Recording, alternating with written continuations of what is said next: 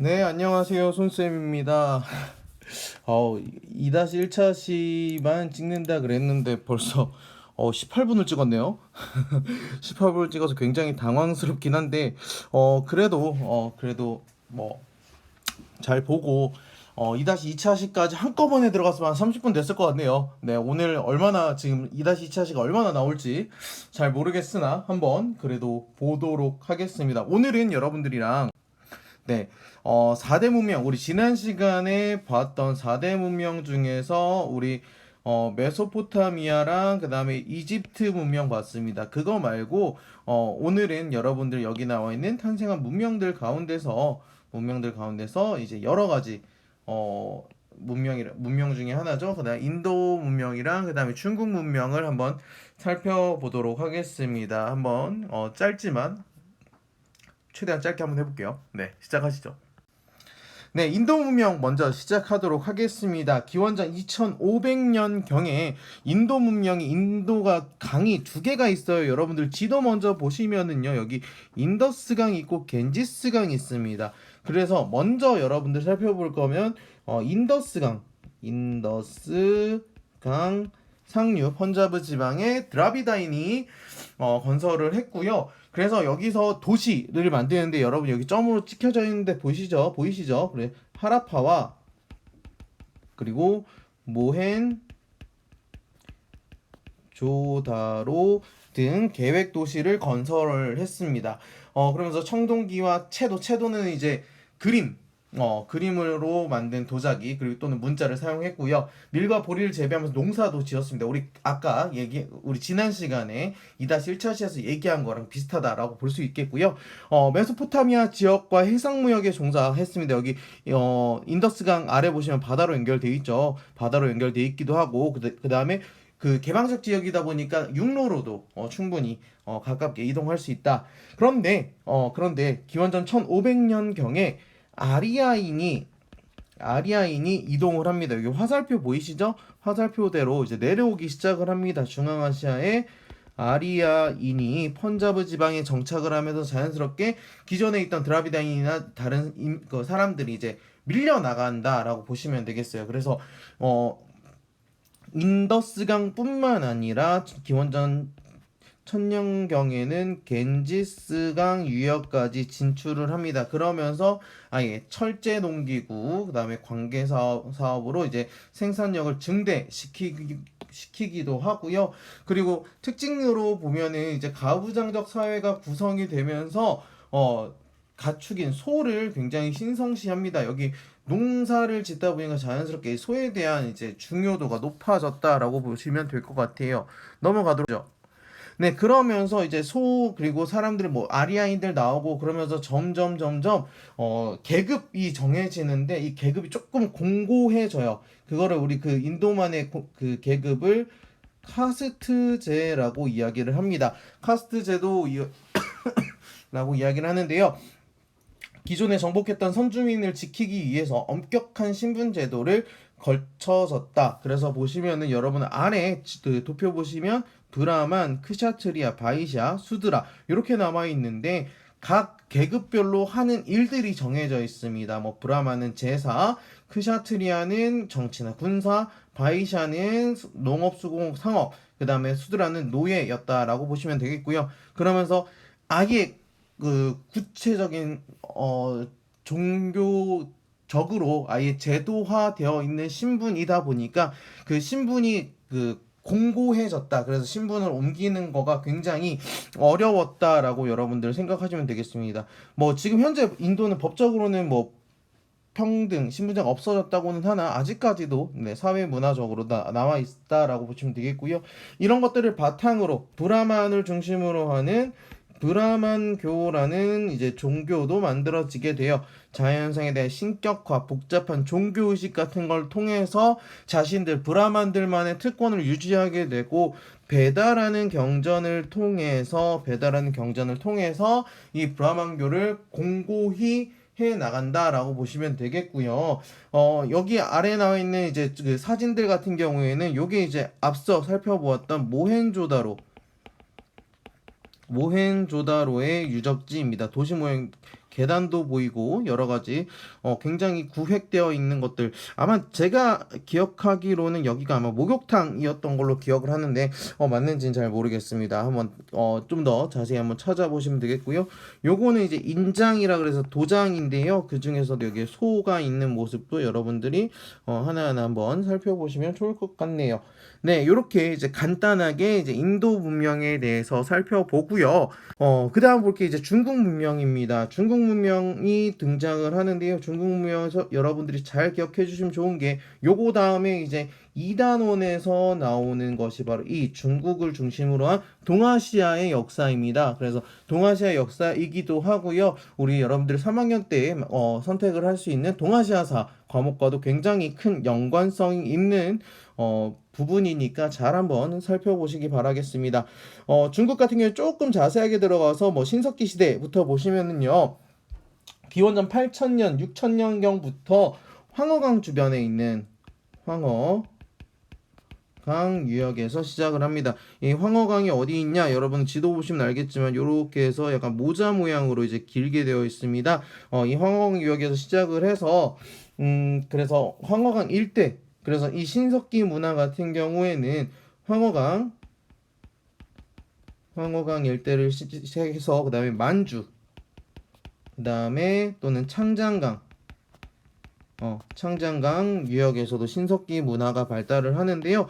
여기 보시면 아래에 있는 이제 창장강, 우리 그 중국어로 얘기하면 이제 양쯔강이라고도 얘기하는 굉장히 긴 강이고요.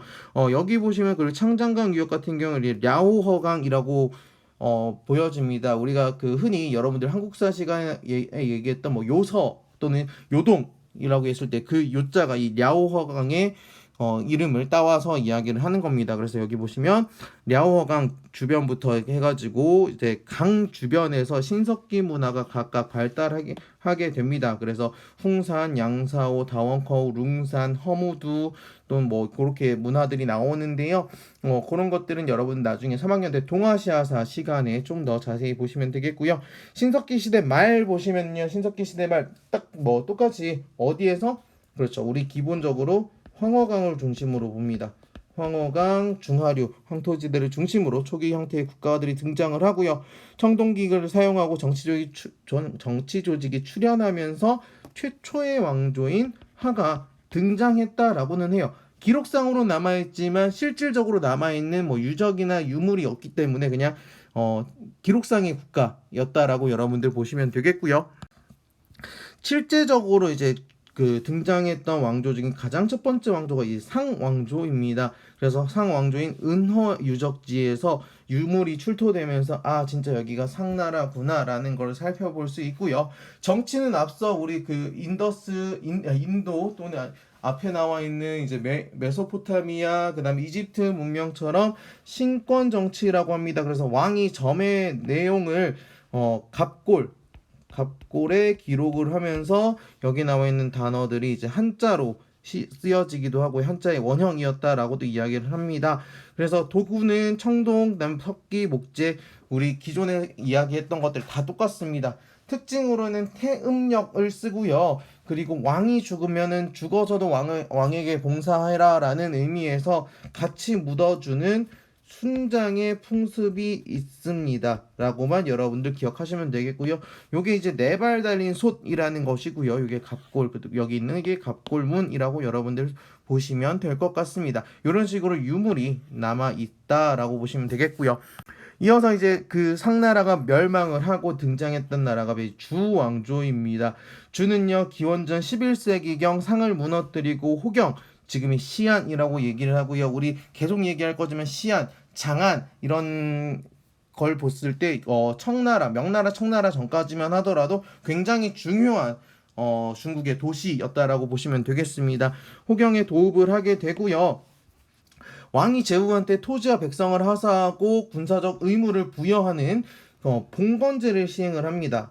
봉건제를 시행했다라는 게 이제 주나라의 가장 큰 특징이고요.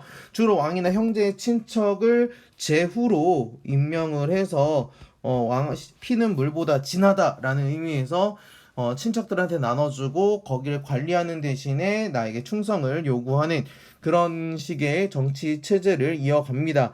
그러다 보니까 이것들을 이제 간단하게 이제 정리해 놓은 그것이 바로 이제 종법이라고 얘기하는데요. 그리고 예를 지켜야 되니까 예법 이런 것들이 만들어집니다. 정치 같은 경우에는 왕이 그냥 힘으로써 바탕을 하는 것이 아니라 하늘의 명령을 받아서 내가 천자가 되었다라고 얘기하는 천명사상과 덕으로서 통치한다. 우리는 법이나 이런 것들로 강압적으로 하는 것이 아니라 덕으로서 백성들이 우리에게 자연스럽게 충성을 요구하고 받아들이게 되는 덕치주의를 내세웠다라는 것이 이제 특징입니다. 요 두 가지 그 봉건제, 천명사상, 덕치주의는 꼭 여러분들이 기억해 주시고요. 이게 바로 이제 제후와 관련되어 있는 이제 봉건제에 대한 이야기입니다. 토지를 하사하고 군역이나 공납의 의무를 갖게 하는 등의 그런 이야기를 담고 있다라는 게 요 곳의 특징이다라고 보시면 되겠고요. 넘어갈게요. 이제 이렇게 그 인도 문명과 중국 문명을 살펴본 다음에 이제 요거는 우리가 이제 4단원에서 다룰 이야기이기는 한데요. 지중해 연안 즉 유럽 4단원에서 이야기를 하는 이야기인데요. 지중해 연안에 어떤 문명이 있는지 간단하게만 교과서 26페이지도 있으니까 가장 여러분이 참고하시면 좋겠고요. 하나하나 정리를 해드리면은 소아시아에서 건설을 해서 아나톨리아에서 건설을 해서 철제 무기와 전차, 기병을 이용해서 정복 활동을 전개했던 히타이트 문명이 있고요. 그 다음에 지중해 흑해를 무대로 해상 무역을 전개하고 카르타고 같은 우리 카르타고는 이제 나중에 이제 그리스 로마 그리고 또는 뭐 그 그리스 로마 시대에 가장 등장하는 주요 이제 도시라고 보시면 되겠고요. 그리고 표문자 지금에 나와 있는 알파벳의 기원이 되는 페니키아인들이 있습니다. 페니키아 가 있고요. 마지막으로 이제 우리 그 여러분들이 그 천주교라든지 아니면 기독교 교회 다니거나 성당 다니는 친구들 잘 알 거예요. 뭐 가나안에 정착해서 왕국을 건설했고 솔로몬 왕 때 번영을 했고 이스라엘과 유대로 분열했으며 유일신 숭배 사상과 유대교 발전 그게 나중에 이제 그리스도교 나중엔 또 이슬람교 형성에도 이게 같은 뿌리로서 나오는 헤브라이 문명이 있습니다. 또는 뭐 여러분들 뭐 성경에서는 히브리 사람들이라고 이야기를 하는데요. 교과서나 이제 공식 석사인 헤브라이라고 얘기를 하니까 이렇게 여러분들 잘 이해해 주시면 좋겠습니다. 네, 오늘도 한 장 요약을 이야기를 하죠. 계속 문명에 대해서 얘기를 합니다. 그 문명 우리 지난 시간에 문명의 공통점 얘기했었고요. 그리고 나서 메소포타미아 그리고 이집트 그리고 오늘 여러분들 살펴볼 인도 그리고 중국까지 여러분들이 살펴보면서 1단원을 마무리합니다. 하나만 더 언급을 하자면 여기 이집트부터 인도 요 문명 같은 경우에는 3단원에서 등장을 합니다. 3단원에서 주로 등장을 하게 되니까 잘 기억해 주시면 좋을 것 같고요. 인도 문명에 대해서 간단하게만 정리를 해보자면 뭐 하라파와 모헨조다로의 계획 도시가 있었다라는 거 그리고 아리아인 그리고 그러다 보니까 신분제인 카스트 제도가 있었고 이를 바탕으로 한 브라만교가 있었더라. 왜 브라만교는 왜 기억을 해야 되냐? 나중에 이제 3단원 들어갈 때 불교와 그리고 힌두교의 좀 연관성이 있기 때문에 여러분들이 잘 기억을 해 두시면 될 것 같고요. 중국 같은 경우에는 우리 신석기 문명 봤었어요. 강 기억하라고 그랬죠. 무슨 강? 황허강, 그 다음에 창장강, 그 다음에 랴오허강 그 중에서도 우린 그 중점적으로 볼 게 이 황허강이었고요. 이 황허강을 중심으로 발전했던 나라들이 이제 상나라 있었고 주나라 있었더라라고 기억을 하시면 될 것 같습니다. 상나라 같은 경우에는 뭐 갑골을 잘 기억해 주시면 좋을 것 같고요. 주는 봉건제 봉건제 이야기해 주시고 그 다음에 뭐 천명사상이라든지 뭐 종법 그리고 덕치 주의 같은 것들을 여러분들이 잘 기억을 해 두시면 좋을 것 같습니다. 이런 것들을 잘 기억해 두시면 될 것 같습니다. 뭐 그리고 나서 4단원에서 등장을 하는 뭐 기타 여러 다른 것들도 있었죠. 뭐 페니키아라든지 그 다음에 히타이트 같은지 아니면은 헤브라이 같은 여러 가지 문명들도 여러분들이 잘 정리를 해 두시면 좋을 것 같습니다. 요렇게 이제 문명들 크게 뭐 7가지도 봤는데요. 요것들이 이제 각각 우리 얘기하는 것처럼 뭐 여기 나와 있는 게 이제 2단원, 그 다음에 3단원, 4단원 이런 식으로 나누어지는 것까지 여러분들 선생님이 정리를 해 드렸습니다. 이렇게 여러분들이 잘 보시면 되겠고요. 다음 시간에 이제 우리 이제 1단원이 끝났으니까 2단원 들어가겠죠. 2단원이 들어갈 거고요. 2단원은 이제 동아시아가 되겠고 쉽게 얘기하면 중국을 중심으로 한 이제 일본과 그 다음에 우리 한반도에 대한 이야기 이렇게 이야기가 전개될 예정입니다. 그렇게 여러분들 잘 따라와 주시면 좋을 것 같네요. 고생하셨고요. 이렇게 일단은 마무리하도록 하겠습니다. 수고하셨습니다.